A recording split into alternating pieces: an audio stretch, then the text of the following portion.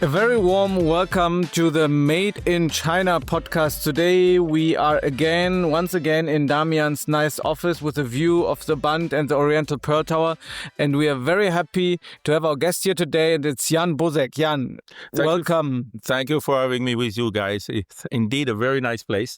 And yes, I can say we can see the Oriental Tower from here. Yeah, so this is just audio and people maybe think that I'm lying, but today the guest finally confirmed we have a nice view. Exactly. Just looking out of the window shortly. Cool. Very, very glad to finally meet you, Yann, in person. And very welcome to our podcast. Thanks for coming. And we start with 3 quick questions, as always. The first one is, what is your favorite drink in winter when it's really cold outside? Wow. My coffee is usually an espresso, but when it's cold outside, boring, I would say tea. Tea or wine as a French. Yeah. No. I mean, hot wine. No, we Germans. Maybe once a time or for Christmas, but really with whiskey. We Germans love it. Question number 2. Which destination is at the top of your personal bucket list? Oh my God, I have too many. We have only 45 minutes. We can spend 45 minutes on this question. On top of my bucket list, I mean, I've been to already quite a lot of places. Some I would like to come back. If I'm thinking a little bit, I think I'm going to go to Thailand very soon again. I love that pretty much. I think I will go back to Indonesia. Really fascinating culture. But in the coming few months, between now and January, I will go to Hong Kong, I will go to Paris, I will go to Tokyo, and I will go back to Shanghai, and then I will go to Hua Hin in Thailand. So that's not my bucket list, but at least my schedule. Lovely. That sounds like a good schedule. And the last question, if you can try out a completely new job for one day, which one would you choose? Oh, the one I'm doing today. Really? I totally. Honestly speaking, first, I don't think I have a job. I'm doing a lot of different things, and maybe since I left my corporate life, I'm embracing a bit discovery life. You know, it's interesting when you speak with a very young colleague or people you want to hire, Gen Z, and I can't imagine what Gen Alpha will think. They will not define themselves about one job.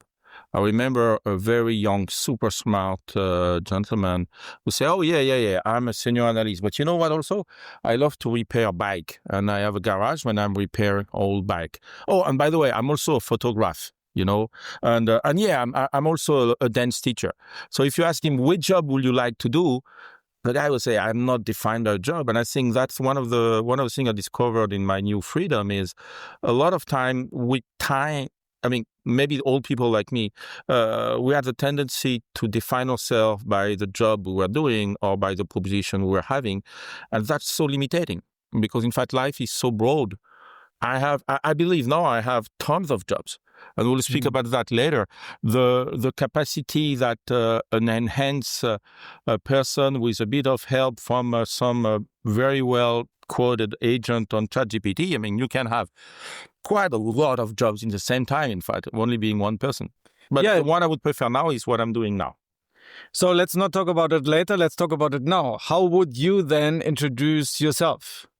Great. That's an interesting question. So maybe I tell you a little bit about my life. You will understand better. I think I'm a very lucky person. That's how I will introduce myself. I will tell you a little bit of my life story. Luck was in every corner. I'm incredibly curious. I love to learn everything.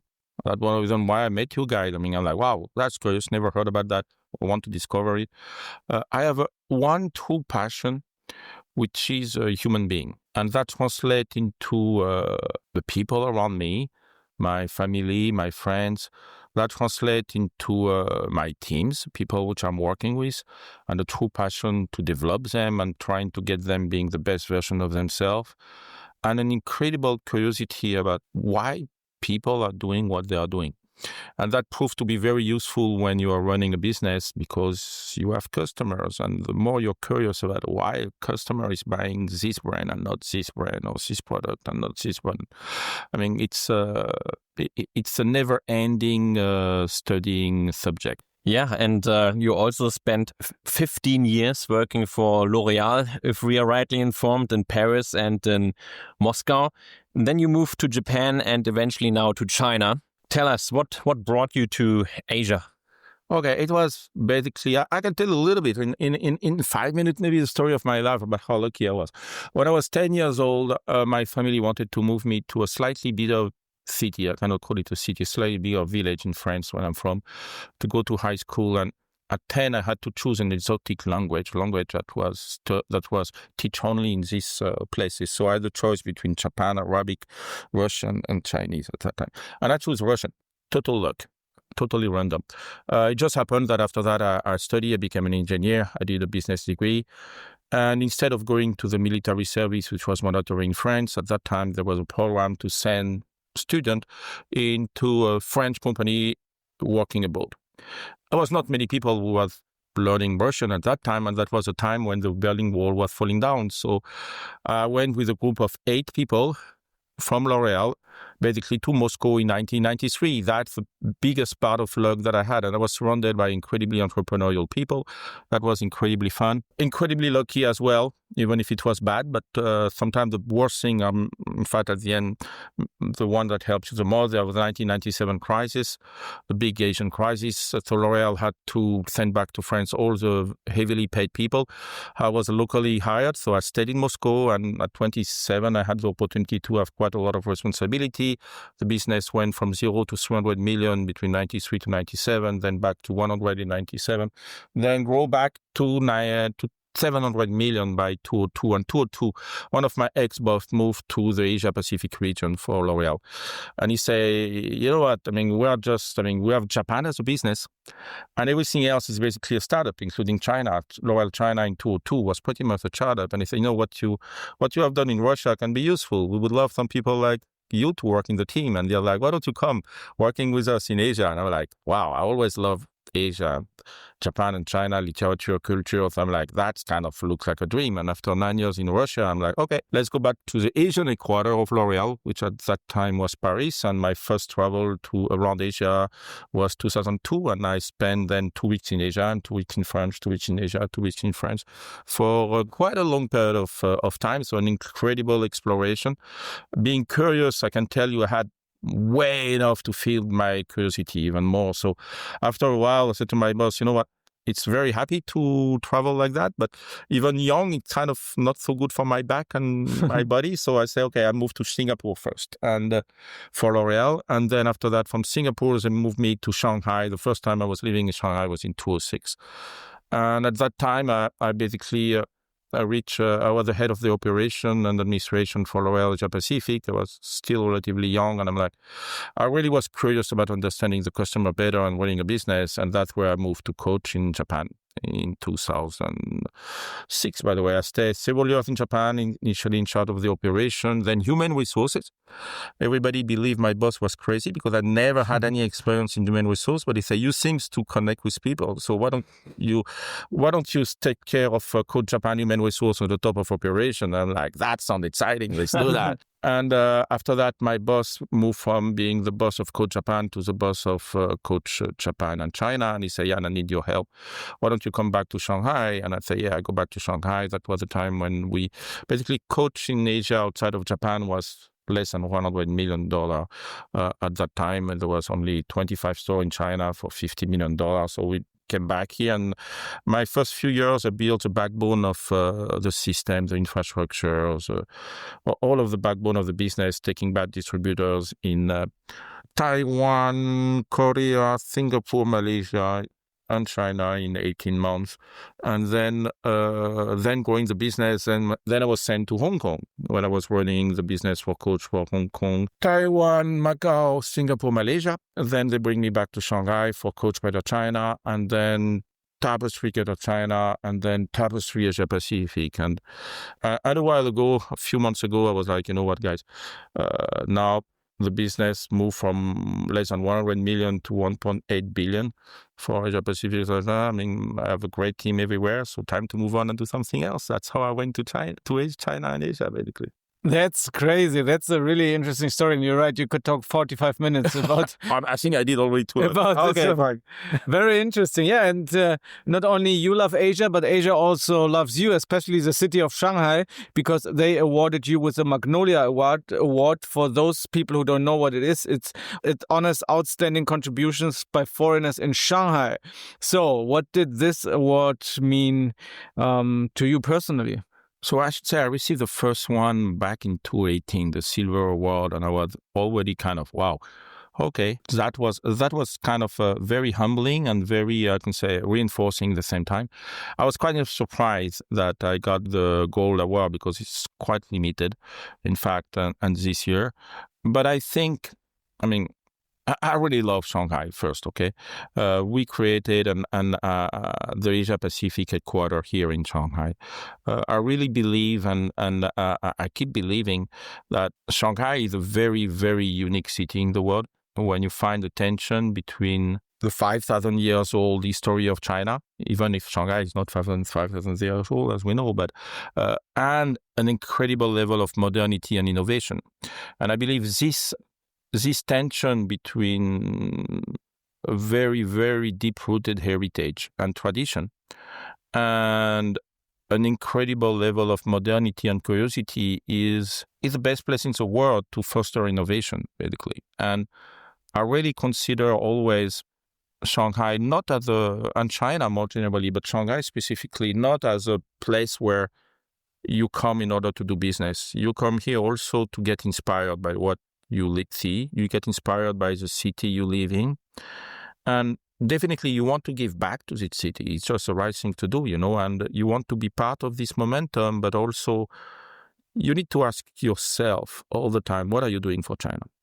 And that sounds like a simple statement, but that's also an advice that I want to give to any brands. If you come to China and you see China as a fantastic market, of course, it is the biggest consumer market in the world. Maybe it's still America or China, depending on how you look at that, but huge market. But in order to really resonate with a customer here, you need to ask yourself, you should not be too selfish. You should to ask yourself, what's in it for China in what I'm doing? And that's a conversation I was having with colleagues and I'm still having with brands now. You should ask yourself, okay, imagine your brand does not exist in China today. And by the way, it's relevant for the world also, but imagine your brand don't exist. Will it be missed? Either one reason why it deserves to exist. If you cannot articulate the answer, go back and work harder. Because at one moment, somebody will call your bluff. You only need to question that. And related to the Magnolia Award, the municipality of Shanghai always came to me and to her saying, what can we do to help you? That's really what they're doing.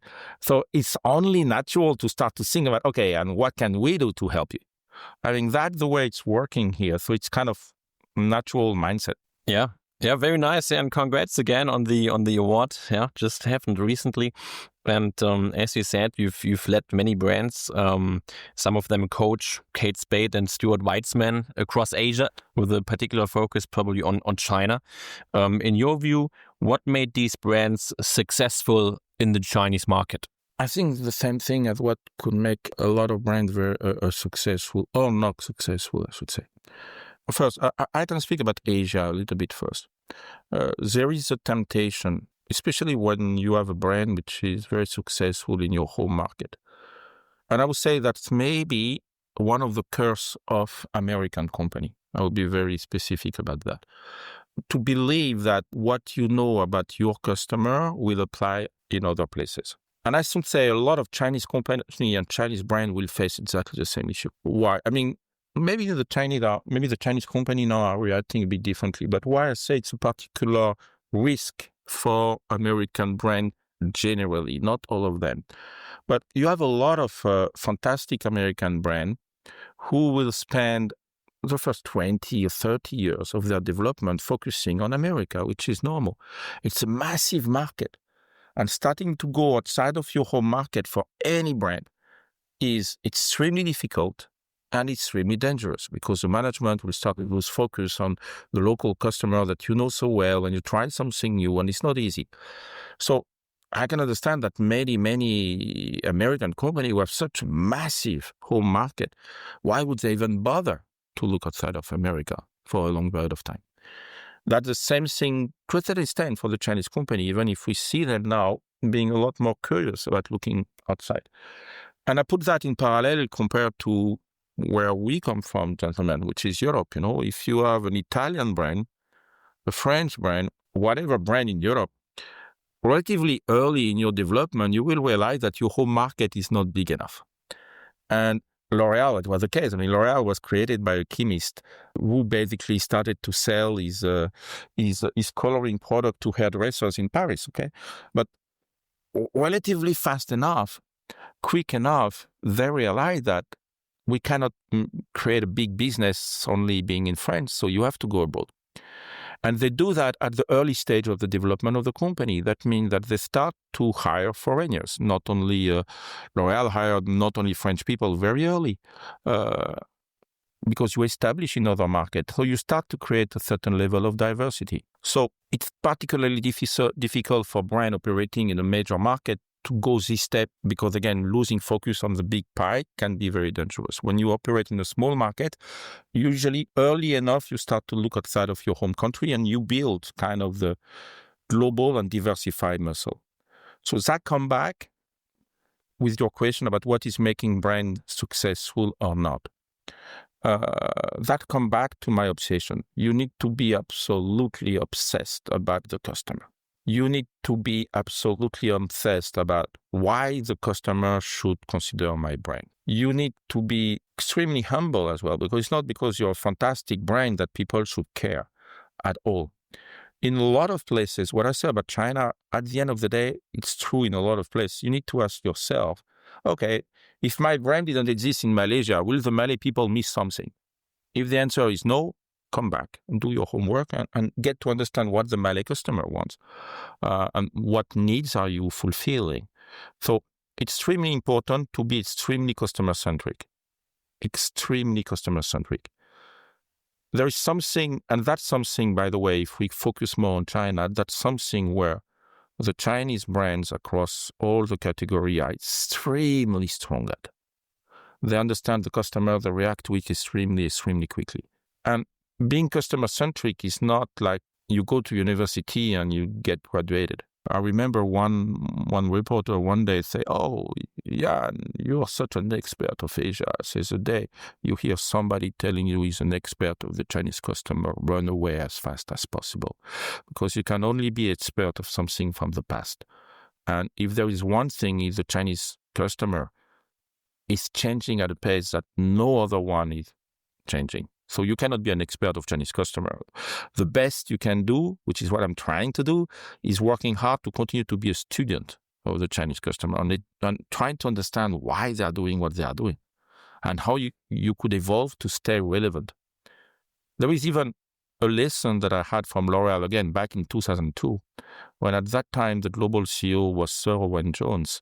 And L'Oréal had this mantra globally, which was, in order to launch a product or a brand, but mostly a product, you need to make sure that you are new, different, and better. That was the three adjectives of L'Oréal all the time. After several years in Asia, I said, okay, that doesn't work here. You need to be new, different, better, and relevant. They added that only for the Asia-Pacific region because they realized that even with their master skill in building brand, over Asia, building relevancy is equally important as being new, different, and better. Yeah, super interesting. And you've been a student of the Chinese customer and the Chinese market for decades already.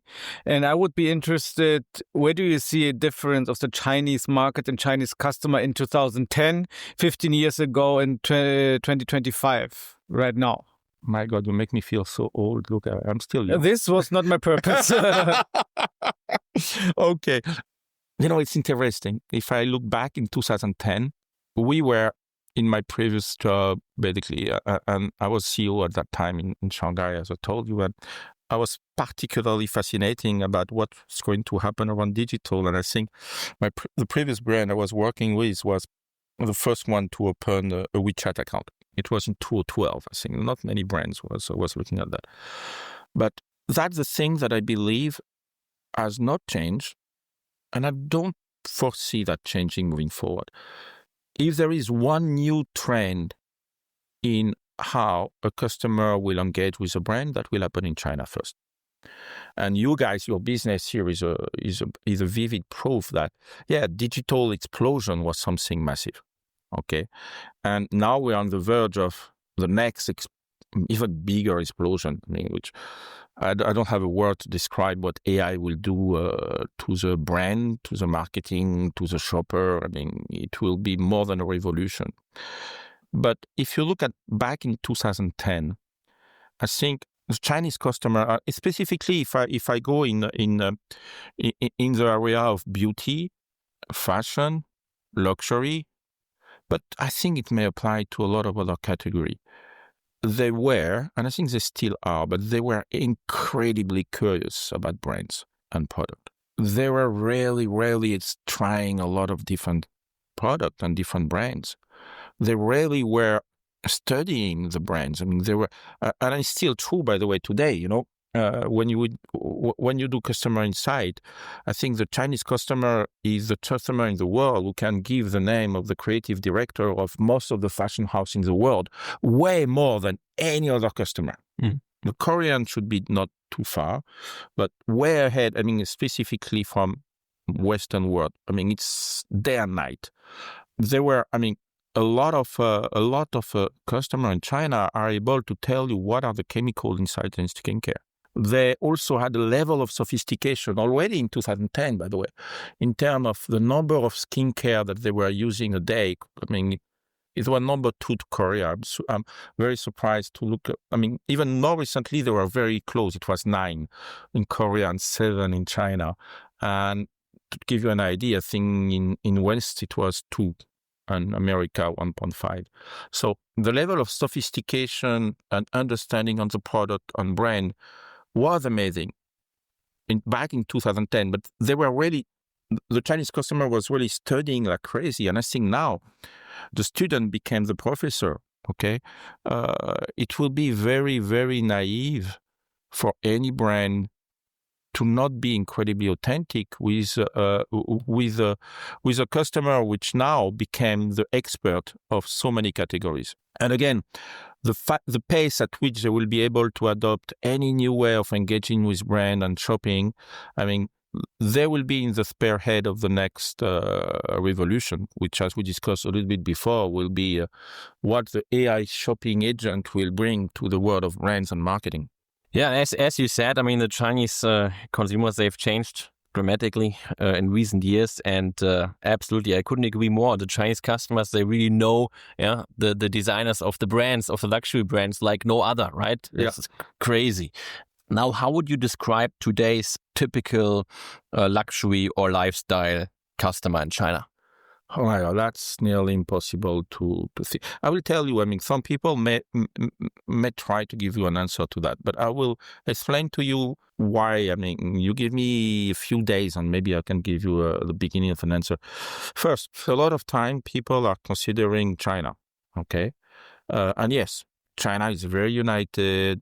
Everybody speaks Pudonghua, and this is China. But you came to realization when you're when you're speaking with customer and going deep into customer insight, when you are visiting the closet of the customer with them and with analysts and in various parts of China, that it sounds a bit like if a Japanese or an American say, okay, do you want to describe me as a European customer? You're German, I'm French, I have an Italian friend. You put the 3 of us in the room and say, oh, you all are European, so you're all shopping the same way, you eat the same food, you like the same thing. You cannot be more wrong than that, okay?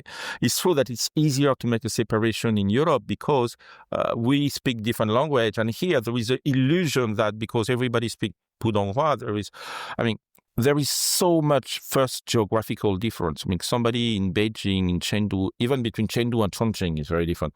Even I was in Suzhou yesterday. Suzhou and Shanghai, not the same. And again, it seems very close, but you have to realize that Shanghai, Greater Shanghai, nearly 30 million people, Suzhou, nearly 13 million people. Each of those cities are the size of a nation in Europe. And it's totally legitimate that they are different. even if they speak the same language. So the Chinese customer, we can also speak about the human customer. What do you think about the human customer on the planet Earth versus the guy from the galaxy Thyroid? So first, there is a huge geographical difference.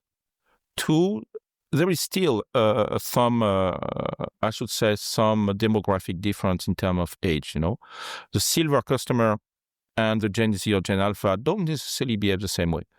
Very interesting recently. That will surprise maybe a lot of people who will hear the podcast, but the level of engagement on AI on what we call the silver customer, the 50 and above, is massive.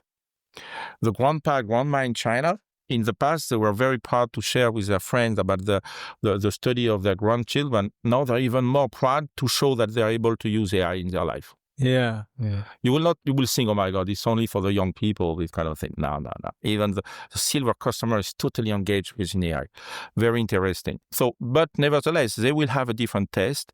They will have different expectation. But I would say the customer that I was studying the most was definitely the Gen Z customer, because in the world of fashion, which will not be true in necessarily all the category, but in the world of fashion, I think it's a fact that the Gen Z customer is to a certain extent influencing a lot of customers. You may take exception of super, ultra net worth people, which live a bit in a different world and are very important customers for some brand. But the Gen Z customer is very, very special. And here, I conducted a lot of customer insight across Asia, and I had colleagues doing the same in UK and America, and we regroup a bit of our finding.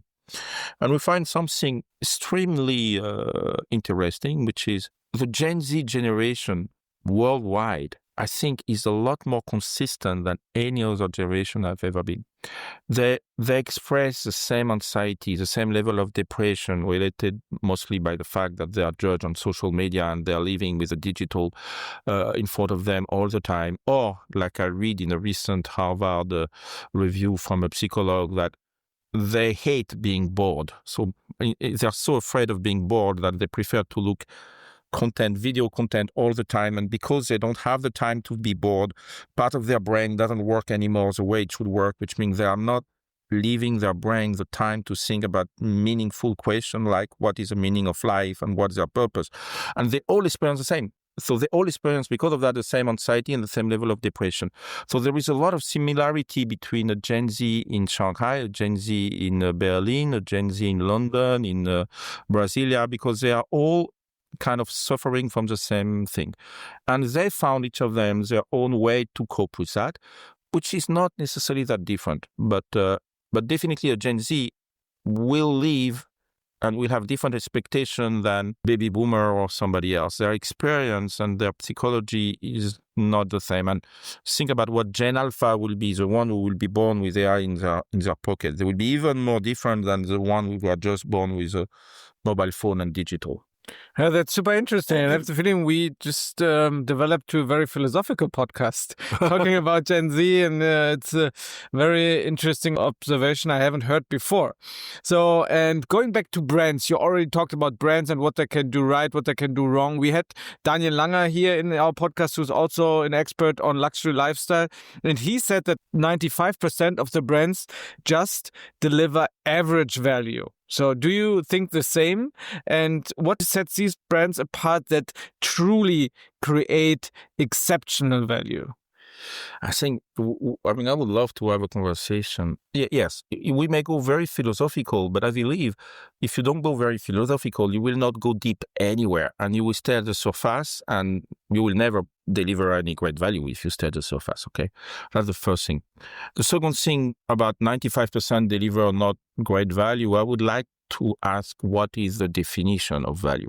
The way I will look back, and I will repeat a bit what I said before, you need to ask yourself why your brand exists.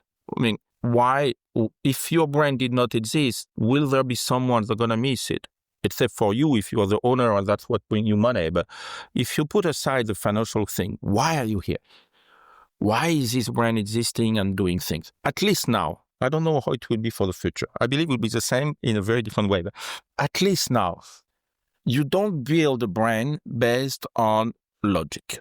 And honestly, every successful brand that I know about mostly are saying that. Maybe not all of them, but a lot. In L'Oreal, they say, in order to be successful, you have to be a poet and a peasant. In Ralph Lauren and Coach, they say the same thing. They say you need to blend the logic and the magic. So that's the same as poet and peasant, basically, okay? So there is one part which is, you need to know the fact as well as possible. And know the fact meaning doing your homework based on the data, and the data are incredibly important, and you need to be data-driven, per point. But then, to develop the magic or to be a poet, you need to connect emotionally with the customer. And the beauty about emotion is it's not a conscious. You need to understand the unconscious of your customer. And you need to understand their fear, their aspiration, and sometimes what they don't even know about. Because that's by touching this that you create a true, long-lasting emotional connection. Otherwise, you're just superficial, and usually it doesn't last. That's why it's super important for brands to know why they're here. And it can be very different from purpose-led brand. Some brands who are here to save the planet. The purpose can be a lot simpler. It's about making ladies beautiful. Being here to give every lady the capability to have the best skin possible, or feeling confidence. I love confidence, especially for Gen Z. And I believe that's something that will continue to be interesting. Because when you say a lot of brands don't give proper value, it depends what the customer is expecting, And if you put that back into the Gen Z conversation we had, where their anxiety, their depression, their fear of being judged all the time, what we see that some of them, in order to cope with that, consciously or unconsciously, by the way, will go for a big brand with a very big logo, very visible. And what it is, it's an armor that they put around them to go to see their parent, say, look, I have this big, expensive brand on me. I'm doing okay, don't ask me questions. And those guys, they choose, and that can be situational, in some situation or other, to live in the world of pretending. I'm pretending to be that. I'm playing the role of this character in my life because that helped me to cope with the judgment of everybody around me. You have another way, which is really, you know what? I'm not perfect. I have my own quality, my own things not going bad. Sometimes I feel good, sometimes I don't feel good, but that's okay. I will try just to live my life because I'm maybe not, one of my quotes that I love is that I'm maybe not perfect, but I'm a very limited edition. So I will live my life by myself, and I will try not to get too influenced by how people judge. And they're looking for some more thing that represents themselves without necessarily doing or interacting with brand because they believe it's socially great. And by the way, I speak about brand here, but I had the same conversation with people in my team. There was a moment, everybody in my team wanted to be a brand general manager. It takes months of coaching and conversation to really know, okay, you want to be a general manager, you real deep, you want to be a general manager, or you believe it will look good on your business card and your partner and kids will be very proud of you and your social network will say, wow, I admire her. Is it that, or is it really you deeply? And when you start to ask the person, oh, that's you deeply.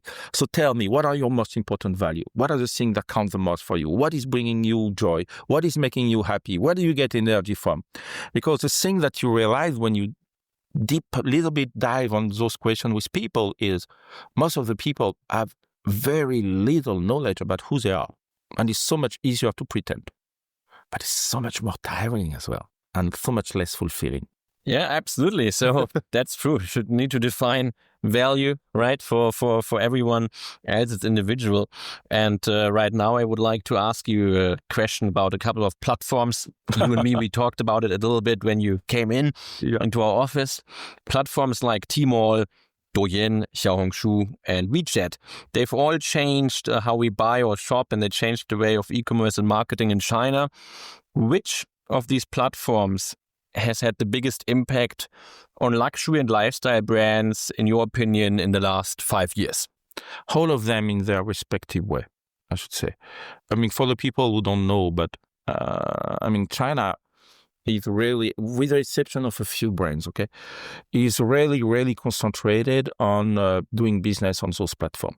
You have a few brands who decided not to do business on those platforms, and they are also successful. So everybody can find their own way, depending of, again, how they want to connect with their customers in an authentic way. Each of them bring tons of innovation. And I should say, you forgot a few platforms that are very important, by the way. For me, the one that I'm looking a lot is Poison, Do. I mean, of course, Ali, Tmall, Jingdong, the traditional ones. No question, they are big, they're here to stay.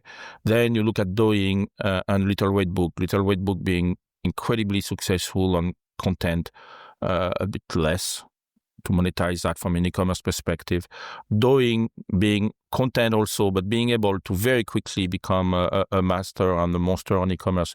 But Douyin is a very unique player because it's a social media platform, sneakerhead group of people who basically created a massive platform where one thing unique about Douyin compared to the other one is a lot of people will move from one platform to the other to get information. When what I learned was that on Douyin, a lot of customers, they don't look anywhere else. They get their awareness on Douyin, they get their interest on Douyin, they get their purchase on Douyin. I'm using a bit the Ali methodology there, but people understand, and they are not so much curious about looking outside of that. And interestingly, Douyin is not a brand-led platform; it's a product-led platform.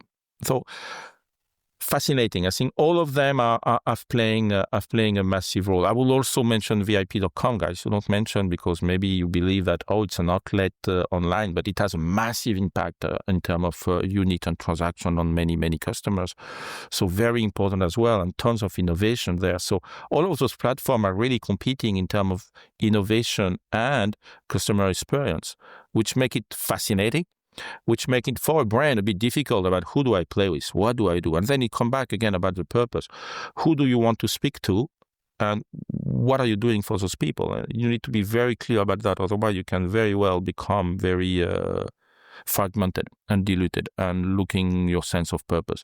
But again, what we discussed a little bit before the start of this conversation was that was the last 5 years. And we may think that from 2010, and WeChat mini program coming around and the first brand putting stuff over there. And now there being a massive revolution. First, it took quite some time. And I believe what is going around the corner with AI agentic shopper will be massively more disruptive and at a pace which will be 10 times faster. When I say 10 times faster, everything can change now in the next 1 to 2 years, 18 months to 24 months, I believe. Yeah, this is crazy to know. And this is also a time where you decided that you don't want to do the corporate career anymore. You want to do your own business. So what motivated you to do this step? You know, I got 15 years in L'Oréal, 17 years in Tapestry, two amazing companies that I really loved and continue to love and will continue to love. I'm getting at an age where everybody told me that wherever I was running the business like an entrepreneur, okay? So first, the brand I was working for, Tapestry and more specifically Coach, has never done better, okay? The business is on fire everywhere, in Asia, but also in some other places. My team is was and is still, in only 1 month, very well established, bright leaders everywhere. I felt like I accomplished my mission here, okay? 17 years, from less than 100 to 1.8 billion done, team in place done, business doing very well done. It's maybe time before, I don't want to say it's too late because maybe it's never too late, but at least I feel it's the right time to finally step and say, okay, instead of being an entrepreneur in the world of corporate, why do I become an entrepreneur in the world of entrepreneur? And that's one of the first things. The second thing also is, as we discussed, we are living now in the middle of a revolution. And even revolution is not a strong word enough. What I will say will be maybe a little bit less kind for my previous employer, and I believe that the bigger the corporate, the more difficult they will have to adapt to this revolution. Because in very rush world, I don't see any head of a department coming to his boss and saying, you know what, I was doing some research. I figured it out. AI can do my job and the job of all my team. That's for resignation for all of us. I don't see that happening.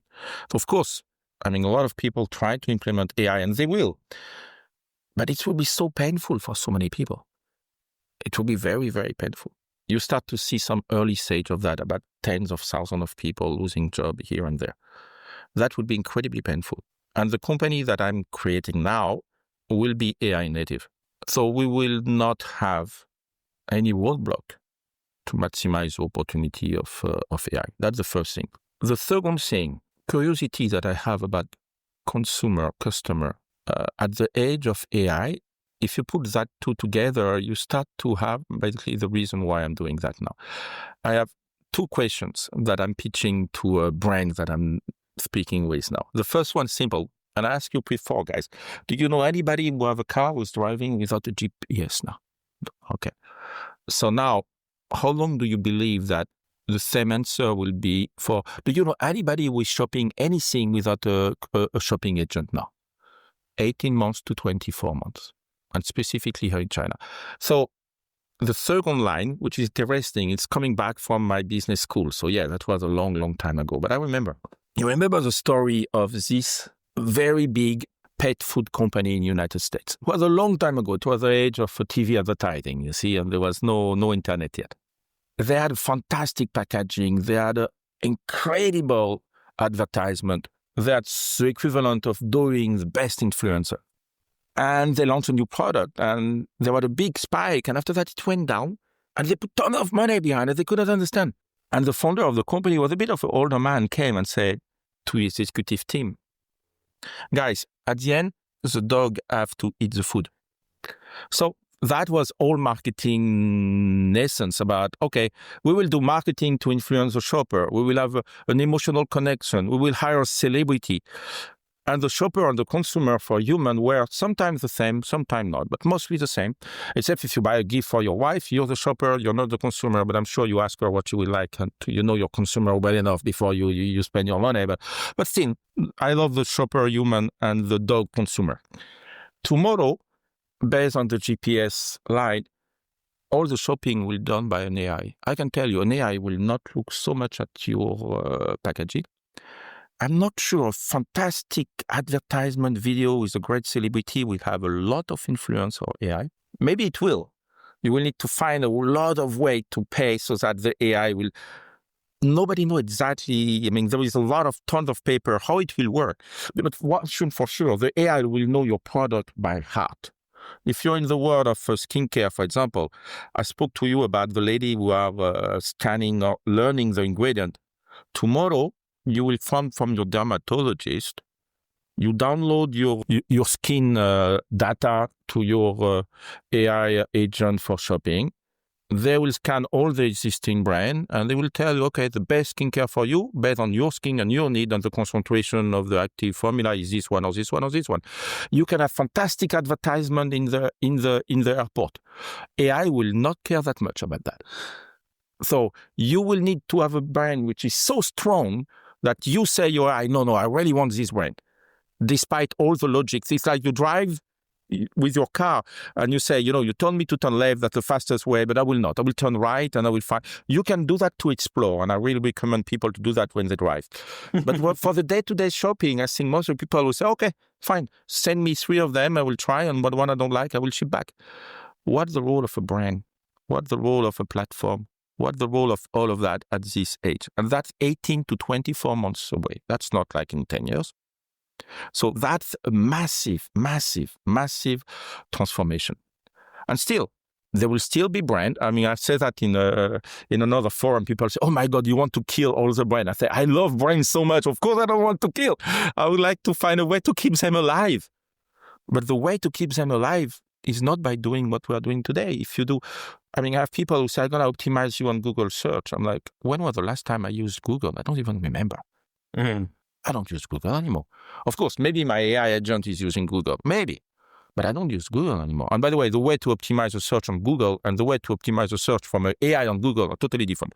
You will need to start to adapt to that as well.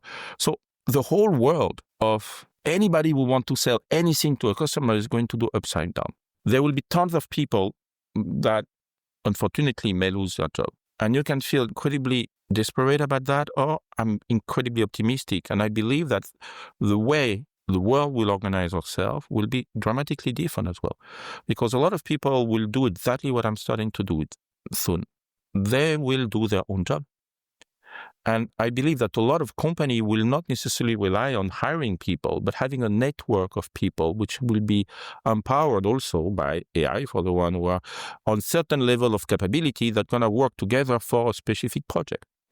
That's, I don't believe is science fiction. That will happen. And that's already happening kind of a little bit, but that will go so fast. My ambition was to be a little bit in the beginning of that. I'm not in the beginning. You have people who started that before me, but at least not in the middle yet, and taking full advantage of this transformation. We live through so many crises, and I think it's the same in Chinese, or at least it is in Japan. In Japan, the word crisis has two characters, and if you take the last character you put in front, it became the word opportunity. That's exactly the same. The two characters, you switch it. Crisis and opportunity. So I see a huge crisis coming, and it smells like a fantastic opportunity for me. Well, it's a great answer. So you said it already. So you will be AI native with your company. Probably then the goal is also to define winning strategies of how brands can survive or strive in this AI native world.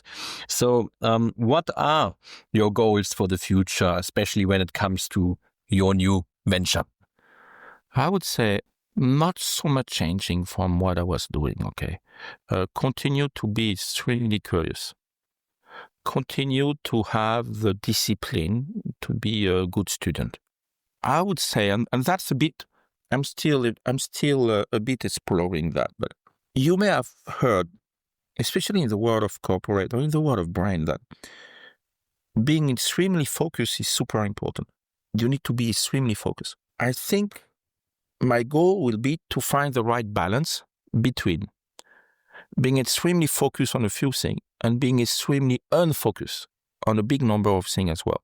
Because if you're very, very focused on only one thing in a place that we know will go through massive transformation, if you don't focus on the right one, you're in big trouble. So I think curiosity and exploration at a time of the massive change that is happening now is extremely important. So again, the discipline to be focused on a few things and discipline to be incredibly obsessed about curiosity, continue to be obsessed about why the customer is doing what they are doing. And I should say, also at my age, not forgetting to give back, okay? So I am, part of my company also will be non-commercial, and I really want to give back. Initially, I was thinking mostly about the new graduate, and mostly in Shanghai, to your point, to come back to, that's the place that I'm living, and we know that there is so many young graduates that have a hard time to find a job. And I want to gather, and I start gathering a group of executives that will be willing to give a little bit of their time, the most precious thing they have, just to mentor or coach those kids about, hey, you want to look for a job now at the time where a lot of big corporates have already too many people and they know that's not easy. Maybe you can try something else. What are your options? But mentoring and coaching those kids, I think, is important.